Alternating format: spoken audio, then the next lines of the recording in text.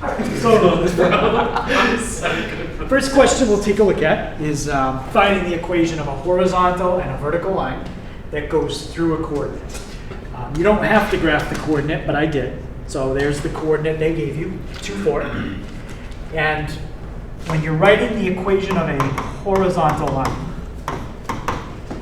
what letter is always by itself on the left side? Y. Yep. So it's always y equals, and then we put a number. And when we write the equation of a vertical line, what letter is always by itself on the left side? X, and then we put a number. So what would be the equation of the horizontal line that goes through the point 2, 4? It would be y equals what number? 4. Yeah, it would have to be y equals 4. And if you were to graph y equals 4, it would look just like that. It's a horizontal line at the number 4, which goes through the point I asked you to go through. How about vertical line that goes through the point 2, 4? Yeah. X equals 2. X equals 2. Because that's a vertical line, 2 units to the right. And if you sketch that, it would look just like that. So that's a vertical line through the point that I asked you to go through. Any question on finding the equation of a horizontal or vertical line through a point?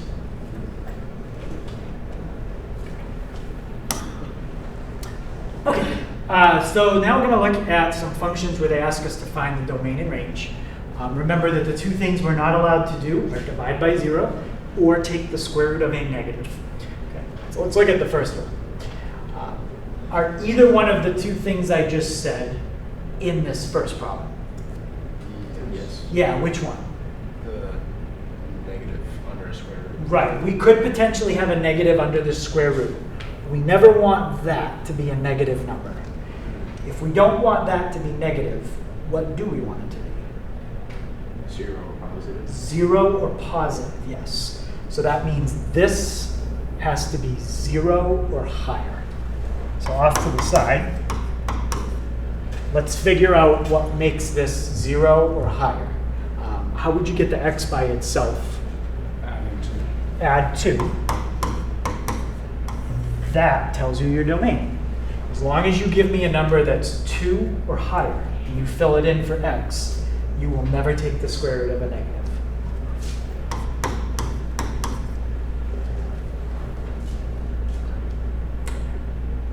Let's do all the ranges after. So we'll do the domains first, and then we'll do the ranges. How about example 2? Is there anything in this one that we would need to be careful about that could happen if we fill in the wrong number for x? Could potentially divide by 0. We could divide by 0. Okay, that's an issue for the domain. What number do we have to avoid so we don't divide by 0? 5. You can plug in any number you want for x except the number 5. Because if you fill in a 5, 5 minus 5 is 0, you'd be dividing by 0. So there's a couple ways you can write the domain. We just said it's everything except 5. Right? So does that mean you can pick numbers lower than 5? Yes. Can you pick numbers higher than 5? Yes. You just can't pick 5. So if you think of that on a number line, here's 5. You can pick anything you want that's lower. You can pick anything you want that's higher. So it's everything except that one spot. That's how you could visualize it. The way you could write it, you could use words. All numbers except 5. So pick anything except the number 5. Okay, and how about this last one? Does this have anything we need to be careful about with the domain? No. No, there's no square roots in that one. There's no fractions with letters in the bottom. So what would the domain be? All real numbers. All real numbers. For number 2, can you do the thing where it's like x is greater than or equal to 0 or x is less than or equal to 0? So if you wanted to write, 5. yeah, if you wanted to write this as an inequality, you could write x is less than 5 Yeah. or x is greater than 5. That's how you'd have to say. Yeah, but not equal to. Okay. No, not equal to. So this is saying you could pick anything smaller than 5. That's this part. This is saying you could pick anything bigger than 5. That's this part. And that's like a simple answer. You could write it that way, yep. Could you just write ARM for all the numbers? Yeah, all real numbers except 5. Yeah. Yeah, that's fine. Okay. Yeah. Okay. Yeah. So if you don't have a negative square root or you don't have a chance of dividing with 0, is it automatically all real numbers? Then it would be all real numbers. Those are the only two issues that would come up. Okay, so anytime we don't run into those, it's always all real numbers. Yeah. Okay. Yep. So now the range, we just take and graph it. Okay, that's how we always do the range. So on your calculator. So you just Okay, so now we've graphed the square root of x minus 2. We'll do zoom 6. And that confirmed the domain. We said the domain was every number from 2 and up, and that's exactly what the graph is, from 2 going to the right. But the range is how high and low it goes. What's the lowest that it looks like that graph goes? 0. 0. Doesn't go below there. And what about the highest? Goes on forever. Yeah, it's just going to keep going because it's like a half a parabola and it just keeps getting wider and wider as you go down. So the range uses what letter? Y. And it's every number 0 and up. So that's the first one. Okay, second one. Let's graph that. 4 divided by x minus 5. Because the x minus 5 is 2 things in the bottom, I'm going to put them in parentheses, just like that. Let's do zoom 6. So you just scroll down to 6, or you just scroll down to the 6 option, right? Yep, I just pressed the number 6 on the keypad. Okay, let's look at the range. So the range is how high and low it goes. How low does it look like the graph is going? Forever. Yeah, it kind of just drops off and it just dropping down. And how high does it look like it's going?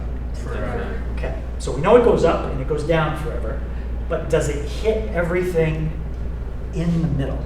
No. No. No. Looks like there's one value that it's getting very close to, but it's never reaching, and that's right in here. It never actually touches that red line. So it's all real numbers except 0. That's all real numbers except 0. And I can tell that because this is just getting closer and closer and closer. But if you couldn't, you could set your window to like negative 15. Look a little further to the left, but you can, I don't know how well you can see it, but it still is not hitting the axis. It's just getting closer and closer and closer, and then it just kind of leveled out. It's never going to hit it. So in that one, the range is everything except 0.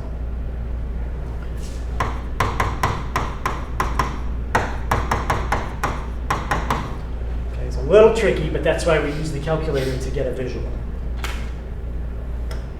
And the third one, let's graph x squared plus 3. Okay, so let's take an x squared plus 3. Do zoom 6. Okay, does this graph go up forever? Yes. Yep. Does it go down forever? No. Nope, then that means it stops somewhere. What's the lowest that it goes? 3. Okay. So the range here is every number from 3, and it goes up forever. That's your range. So then y is greater than or equal to 3. Yep, y is greater than or equal to 3. Okay. All right, so next question, they want us to find the equation of a line that goes through 2 points. Now, they've given us 2 points, but they didn't give us the y-intercept. So we can't use the y equals mx plus b, because we don't know b. But we can use a different one, and that's point slope. Does anybody remember what the equation is for point slope? Is that rise over rho? So that's the slope part of point Is- slope, but it is it the- starts out with y. Yeah, y minus y1 equals Yep. Okay, so there's three things you need to fill in. Y1, M, and X1. Okay, and here are your points. This is X1, Y1, X2, Y2. So we already have two of the things we need to fill in. The one we're missing is the M. Okay, now somebody just said this M is rise over run. So yeah, we have to find the slope. And how do you find the rise? So M is rise over run. Yep. What's the rise when you have two coordinates? The up and down. So yep, the up and the down. And does anyone remember the formula for the rise? Yeah, y2 minus y1 Y2 minus Y1, over x2 minus x1. X2 minus X1. So that's your slope. Rise over run. Okay. What's Y2 minus Y1? 4. And what's X2 minus X1? 1. So that gives me a slope of 4. Okay, so you only need the ones to figure out that. Yeah. Yep. So you need both coordinates to figure out the slope. Yeah. Now we're done with the second coordinate. We don't need it anymore. We're just going to fill in these 3 boxes. Okay. What are we going to fill in for Y1? 2. What are we going to fill in for M? 4. And what are we going to fill in for X1? 3. Okay. If they tell you you can leave your equation in point-slope form, then you're done right there. If they ask for it in y equals mx plus b, which they probably will, we need to get y by itself. So what's the first thing we do on the right side? Distribute. Yep. So we distribute that out. 4x. And what would come after that? Minus 12. Negative 12. And one more step to get y by itself. Add 2.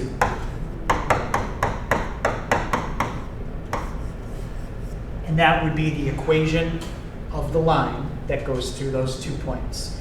When you're done, you can always check it if you wanted to take, like if you take 2 and plug it in right here, you should get, I'm sorry, if you take 3 and plug it in right there, you should get 2. Yeah. 4 times 3 is 12. 12 minus 10, perfect. Gives me 2. So you can always check it and make sure you did it right. Okay, so next question we're going to look at is where I give you a polynomial, so something like y equals x cubed minus 2x, and then I ask you to figure out how many times, or how many zeros it has. Now, finding how many zeros it has is the same as finding how many times it crosses the x-axis. Those two things are the same. So how are we going to figure out how many times that crosses the x-axis? Yeah, put it in the calculator. So we already have it typed in. We'll do zoom 6. We'll graph it. And once we graph it, it crosses the x-axis how many times? 3. So the answer to this question is 3. Now the one below it wants us to actually calculate all the zeros. So that means tell me each x value that you could plug in and get 0 as the answer. All right? So I'm going to zoom in a little bit just to make it easier for everybody to see. How do we calculate the zeros here? Second trace. Second trace, yep. Then 0. And then option 2. And now it says left bound, which means we need to put our cursor somewhere to the left of one of the zeros. Right bound, put your cursor somewhere to the right, and now it's going to look in between those 2 dotted lines. The guess doesn't really matter. But that's one of our roots. Is there an equation that you can do for it? You mean a way to do this algebraically? Yes, there is an equation. It's called the cubic equation. It's a lot more complicated than the quadratic equation. So that is one equation you can use. But in this one, You wouldn't need to use it because that is factorable. So you could actually solve this without using a formula. Okay. Yeah, it is factorable. But we're not really going to look at how to factor it in this section. But you absolutely could do this one without a calculator, graphic calculator. How did you zoom in like that? How did I zoom in? Yeah. So Like, I did. I know there's zoom 6, but how do I zoom in that? I did zoom 2, and then on my cursor was right in the middle, and I hit enter.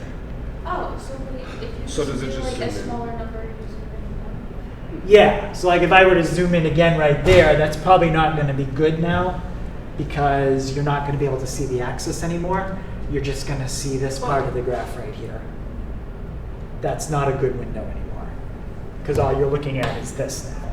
Wait, mine doesn't do that. Yeah, that's what are you trying to do? So I'm going to do zoom 6 again, okay, to reset it. And now I just want to make this bigger, so I'm going to do zoom. I'm going to press 2 for in. I can see my cursor blinking, and that's where it's going to zoom in. So that's where I want to zoom in. If I didn't want to zoom in there and I wanted to zoom in over here, I'd move my cursor over there and hit enter. But I want to zoom in right where it was, right about there. Hit enter, and then it'll zoom in. Okay, so we got one of our answers. And now we have to do the same thing 3 more times. Second, calc. And I'll do the one over on the right. Hit enter. Move your cursor to the right, and then do the yes. And you get your second answer. Now this one was a special problem. We got negative 1.41, positive 1.41. They don't always come out like that. So you can't assume, oh, I got negative 8 as an answer, it's probably positive 8. No. It's just because of the question I made up. Okay, and there's one more. I can already tell the other one is at 0. It goes right through the origin. And I know that because as I've been tracing back and forth, I saw my cursor go through 0, 0 one time. But if you weren't sure, you could find it again, just like this. And there's your last one. So, negative 1.41, positive 1.41, and 0. Can you help me figure out if it's, I still look at this here, where it intersects? Yeah. Okay, any questions on how I got those? Okay. Okay, so in this one, we're being asked to find a line that's perpendicular to a given line, and the line that we find has to pass through the point 4,3. If we're looking for something perpendicular or parallel, doesn't matter which one, you need to figure out the slope of the line that they give you first. Okay? How are we going to figure out the slope of 2x plus 4y equals 8? Yeah? Put it in y equals mx plus b. Right. So whether it's parallel or perpendicular, get the line that they give you in y equals mx plus b. What would be your first step? Subtract 2x from the left. Okay, so subtract 2x. That moves it to the right. Okay, now we've got that. And what would be our last step? Divide by 4. Divide by 4. That's gone. All I really care about is this. I don't really have to simplify anything else. I just need the slope. What's the slope of the line they gave me? Yep. -1/2. Negative a half. Okay. So there's the slope of the line they gave me. I want to be perpendicular to that line. Does that mean I want my slope to be identical to that if it's perpendicular? No. If it was identical, that would make it parallel. So what do we have to do to our slope to make sure it's going to be perpendicular? We have to do 2 things to this. You have to flip the reciprocal. We have to flip it, yep, And then make it the opposite. and make it the opposite. So if you take this number and you flip it and make it the opposite, what would it be? Opposite reciprocal. Yeah, opposite reciprocal, and what would it be for this one? Oh, it would be 2. 2. So the 8 doesn't matter after. No, we don't need the y-intercept of the line they gave us. All I need is the slope. So the slope of the line they gave me was -0.5. And I want to be perpendicular, so I need the opposite reciprocal. If I wanted to be parallel, I would have used -0.5. I wouldn't have done the opposite reciprocal. But this question doesn't say parallel. Okay. What's x1 in this case? 4. And y1? 3. And now we just take all those numbers and fill them into point slope. And we already did that in there. Y minus y1 equals m times x minus x1. And if you need to, you can manipulate that by distributing and get it in y equals mx plus b, like we did before. But that would be the equation of the line in point slope that's perpendicular to the line I started with, and it'll pass right through the point 4,3. So that's the answer. That's the answer in point slope. I did not change it to slope intercept.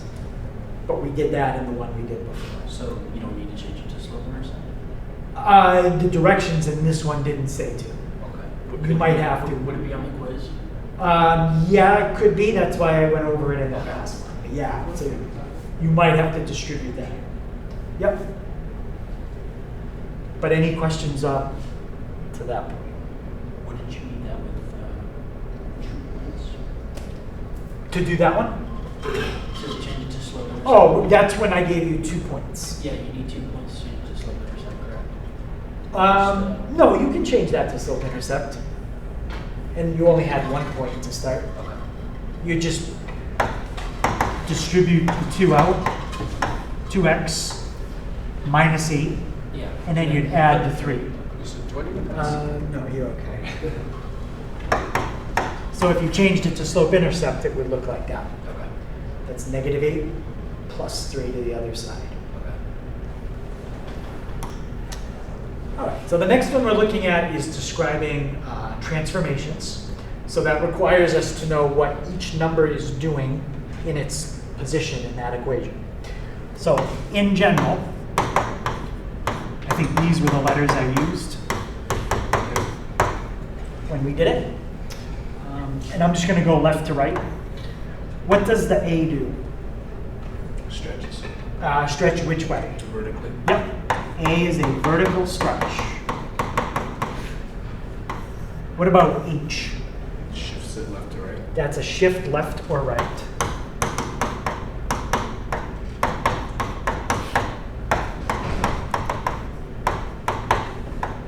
Specifically, a positive would move it which way? Left. Left. So when you see a positive, it will move it left, and the negative will move it Right. to the right. And then lastly, what does the K do? It shifts up and down. That's your shift up and down.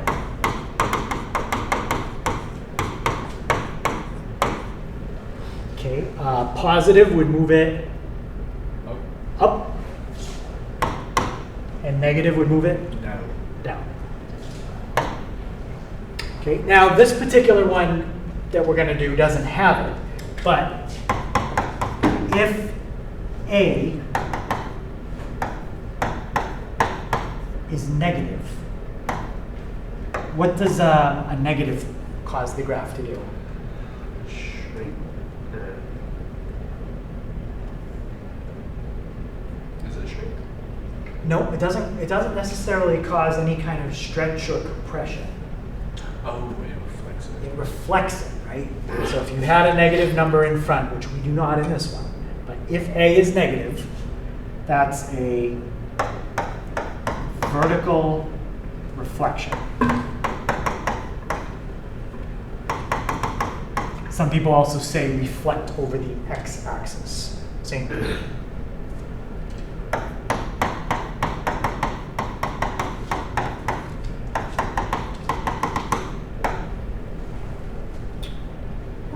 So again, that's only if A was a negative.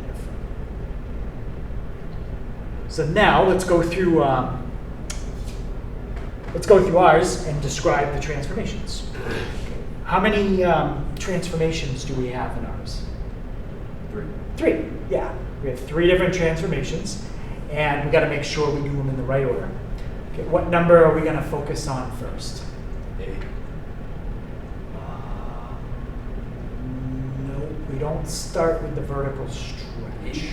We start with the horizontal shift. Yeah, left or right. So always start with H. That's step 1. And what's the -2 going to do in this case? Move right to. Yep. So we would just put shift right 2. So that's the first number we focus on. What are we going to focus on next? Okay. Nope, that's always the very last one we focus on. A. A, yeah. And what's A going to do? Stretch. Okay, it's going to do a vertical stretch, and we need to describe the stretch a little bit more By a factor of 3. by using that number. Yep, vertical stretch by a factor of 3.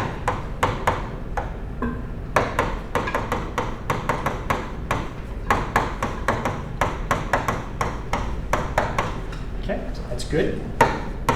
And what's the last one we focus on? Okay. Yep, now we focus on K. And what's the K in ours going to do? Shift up 4. Shift up 4.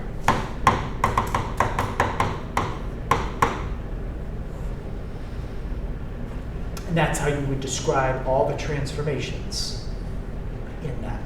Yeah. If you had to flip it, like if there was a negative on the A, would that be like the last one? If there was a negative, you could describe that like right here. Okay. You could say reflect over the x-axis in between steps 2 and 3. But we didn't have that in this one. So vertical reflection stretched by factor of 3, for example? Well, it would be after the stretch. It would be right here. Okay. Stretch by factor of 3, then you could say reflect if you had it, and then shift up. If you So it would be 4 steps. instead of 3. it would, yeah, it would be a 4th step.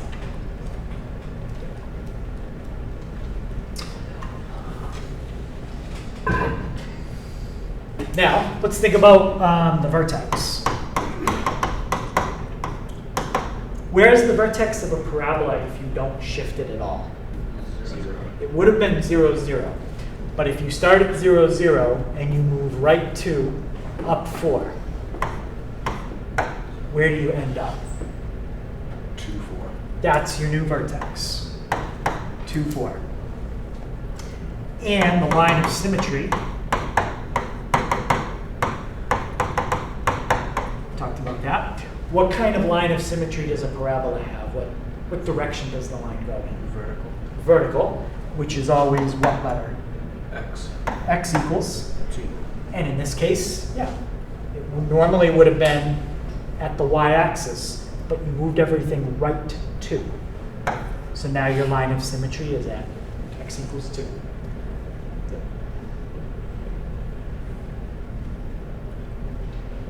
Any question on that one?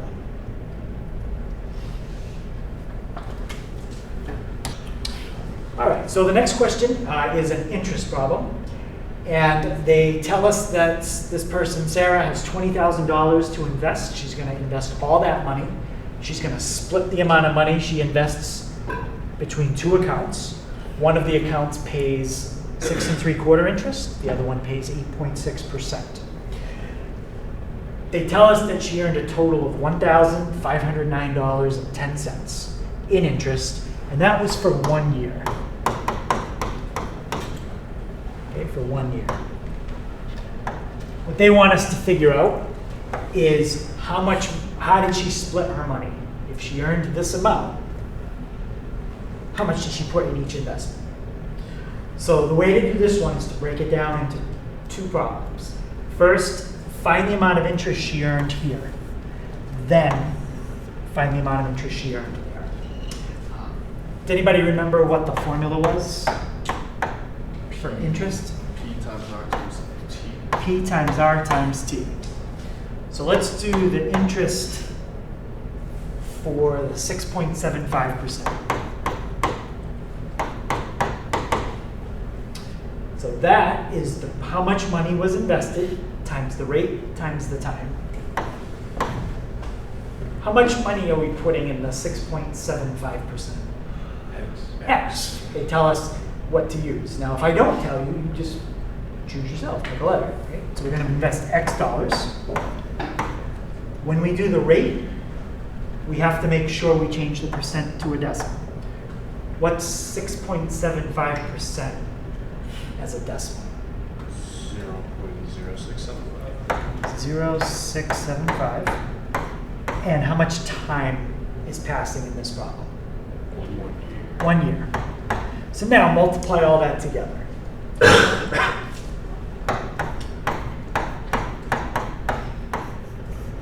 That formula is the amount of interest that Sarah would earn in 1 year in the first account.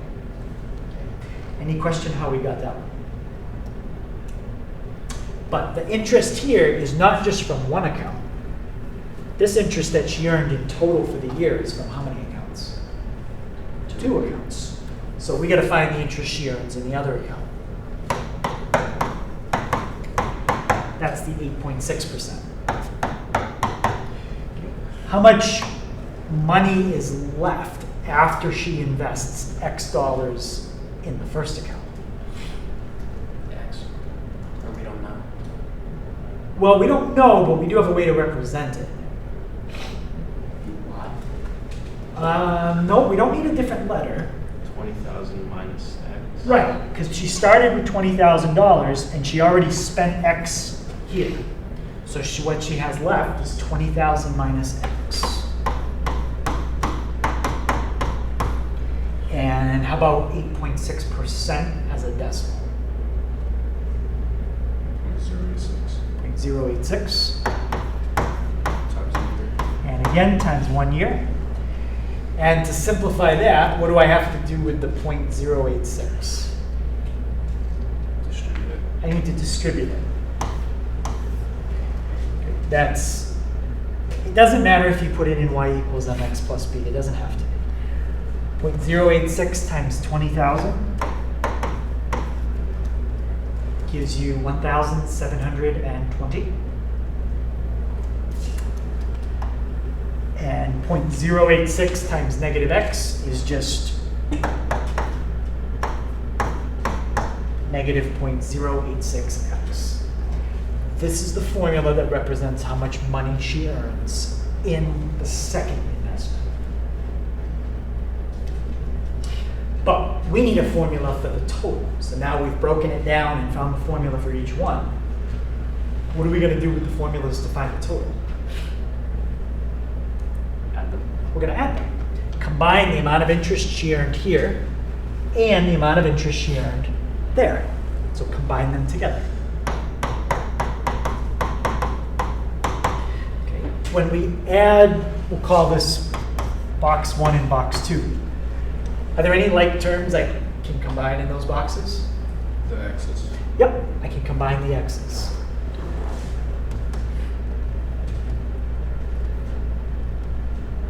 So, actually I already have it right here. 0.0675 plus negative 0.086.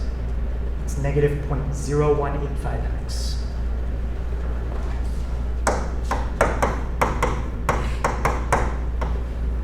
Plus, what did I say, 1720, right? Yeah, plus 1720. Okay, so now that's the hard part. We have a formula now that tells us total interest. We were given the total interest. How much money did it say she earned?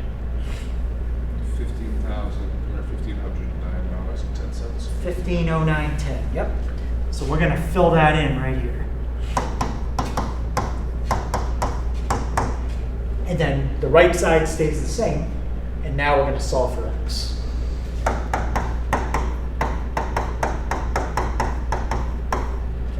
How do I solve that for x?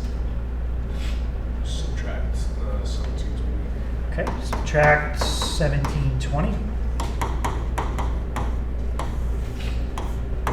that's gone. And when we do that, what does that come out to?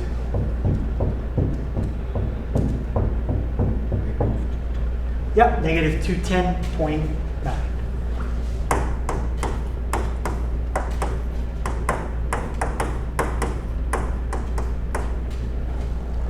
And my last step to get x by itself is to divide by what? Negative 0.0185. Yeah, divide both sides by that negative 0.0185. So divided by negative 0.0185. Okay, gives me 11,400.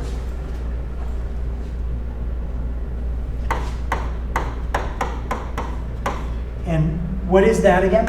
11,400 was what?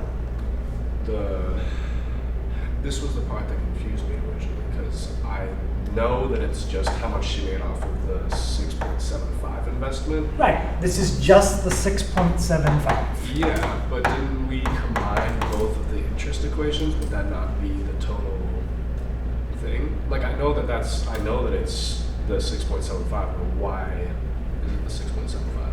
Because we solved for x.